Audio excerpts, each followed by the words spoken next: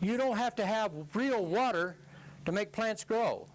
All you have to do is take a tape recorder and tape record running water and play it for the plants, and you can fool them into thinking they're getting water. But you don't need the tape recorder. You can do it on the iron oxide crystals, because that's what's on all video audio tapes is iron oxide crystals. They're the little miracles of the world. They're the hardest working little thing I know, and they don't have any unions. They don't organize. They really work cheap. The seed chamber is where I am taking these minerals that are sonically ground and spraying them onto seeds and plants. Now, I built 6 of these, and we've had a major flood in the valley. The city and the county is putting water over it. They want to buy me out. And that place had been there 150 years, and it had never had any water until they built the CAP, and they diverted the water away from the CAP, and it's got to me.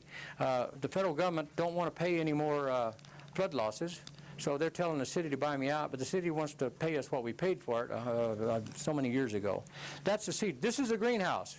And on the back of this one is the iron oxide crystals. We've got a huge pile of them that we have taken up, and that's the way we process them. Taking sonic ground minerals and you're doing what? Putting them in a vapor and spraying them on it. Spraying them. In a vapor. Okay. We're taking the seeds and we're accelerating sprout growth. We can accelerate the life of a sprout growth, and we can put it in a contained chamber. You know why we want to keep it in a chamber? Because we can save the water. I'm going to tell you something else about water. Yeah. Kendall left me with so many things, it's unbelievable. He showed me how to get mineral down fine and get the fine minerals into plants, and then we found out the sonics will do it even better yet.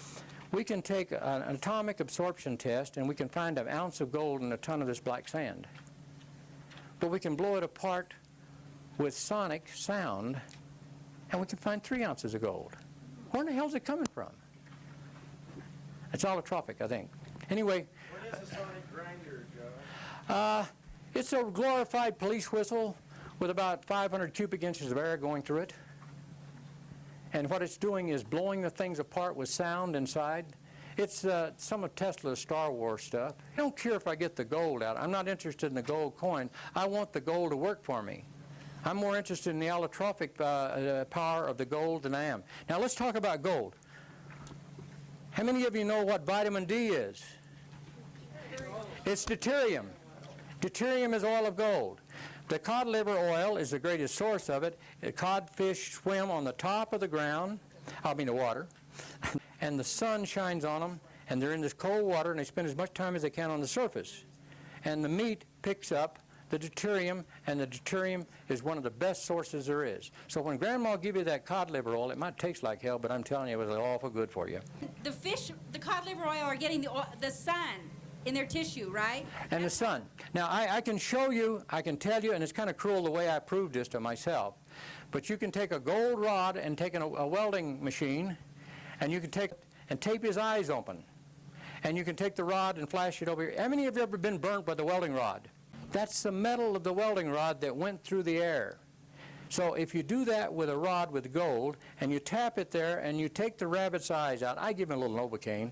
Anyway, I'm not that bad. But anyway, take his eyes out and put them on a spectrograph. Everybody know what a spectrograph is? It's lines of force that they burn, and the lines will tell them the kind of metal that's there. And what happened is screamed and squealed, and we thought it was going to blow up. And when we took this stuff apart, this slick, slimy stuff in your pencil was crystals.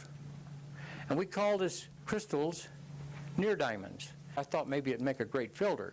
Instead of activated charcoal, we had activated graphite, and we was as close to diamonds as you could get. It was so hard that you could hit it with a hammer, and it'd make a dent in the hammer and the anvil too. We took this to a couple of professors at the University of Arizona and some of the other people, and they laughed at it. 3 or 4 years later, they did the same thing, and they got a Nobel Prize for it. And they put Buckmaster Fuller's name on it, and they call it the buckyball. So that buckyball was done by an old man, Henry Mann, who was a metallurgical engineer from Leadland College. He's dead now. But okay. Graphite, when you take it under those conditions, you turn it into a crystal, and the crystal is as hard as a diamond. You can put different charges of energy. I'll pull out the box later and I'll show you.